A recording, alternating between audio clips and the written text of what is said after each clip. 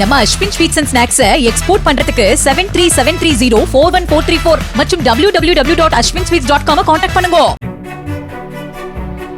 ஜனவரி மாதத்திற்குள் மதுரை மீனாட்சி அம்மன் திருக்கோவில் குடமுழுக்கு நடத்தப்படும் என்று அமைச்சர் சேகர் பாபு தெரிவித்துள்ளார். சென்னை பிராட்வேயில் அன்னம் தரும் அமுதகரங்கள் நிகழ்ச்சியில் கலந்து கொண்டு பொதுமக்களுக்கு உணவு வழங்கிய பின் செய்தியாளர்களை சந்தித்த அமைச்சர், திமுகவை விமர்சனம் செய்பவர்களின் கனவுகள் 2026ஆம் ஆண்டு தேர்தலில் பொய்த்து போகும் என கூறினார்.